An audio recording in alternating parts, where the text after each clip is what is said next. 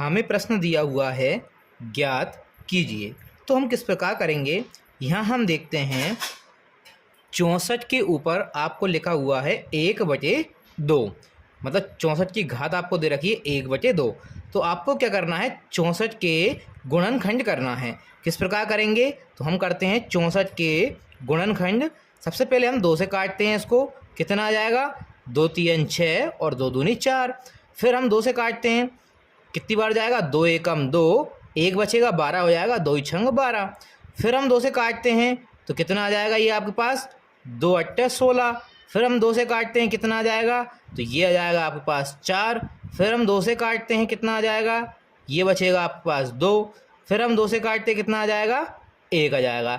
जब तक आपके पास 1 नहीं आ जाता तब तक आपको गुणनखंड करते रहना है। अब हम देखते हैं हम इसको किस प्रकार लिखेंगे 64 को। तो हम देखते हैं 2 कितनी बार आया आपके पास, 1 2 3 4 5 6, 6 बार आपके पास 2 आए हैं। तो यहाँ हम क्या लिखेंगे, जो 2 की घात क्या हो जाएगी आपकी, 6 हो जाएगी। और जो घात के ऊपर घात रहती है तो घातों का आपस में गुणा हो जाता है। तो इसके ऊपर जो घात लगी थी 1/2, ये हमारी गुणा के रूप में आ जाएगी।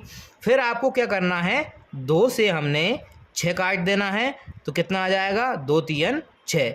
मतलब अब आपके पास 2 की घात कितनी बची है, 3 बची है। तो 2 की घात 3 का मतलब ये होता है कि 2 का 3 बार आपको गुणा करना है। तो 2 गुणा 2 गुणा 2 कितना आ जाएगा, 2 दूनी 4 और 4 दूनी 8। तो जो 8 है वह आपका आंसर हो जाएगा।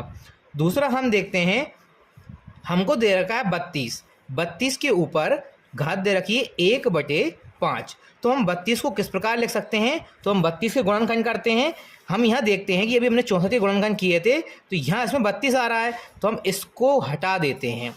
हमारे पास क्या बचेगा, 32 से बचेगा। तो 32 के हम गुणनखंड करेंगे तो हमारे पास कितनी बार 2 आएगा, 1 2 3 4 5, 5 बार हमारे पास 2 आ जाएगा। तो हम 32 को किस प्रकार लिख सकते हैं, तो 32 को लिख सकते हैं, हमारे पास 2 कितनी बार आया है, 5 बार। तो 2 की घात हम 5 लिख देंगे। और चूंकि घात के ऊपर आपके पास घात है तो ये घात जो है वो गुणा में बन जाएगी आपके पास। तो यहाँ हम क्या कर देंगे, 5 से 5 को काट देंगे, आपके पास क्या बचेगा, बचेगा 2। यही आपके प्रश्न का उत्तर हो जाएगा। अगला हम देखते हैं, ये आपको दे रखा है 125 की घात 1/3।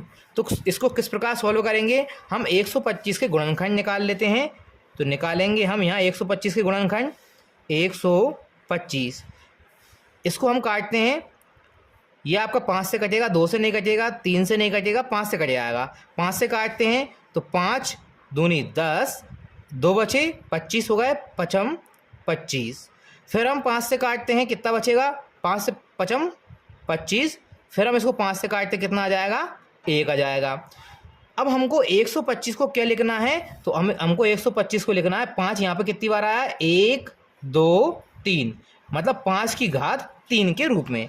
तो हम 125 को लिखते हैं 5 की घात 3। और ये आपके पास घात के ऊपर घात है तो ये आपकी किस में चली जाएगी, गुणा में हो जाएगी, 1/3। यहाँ हमको 3 से 3 काट देना है। अब आपके पास कितना बचेगा, तो ये बचेगा 5।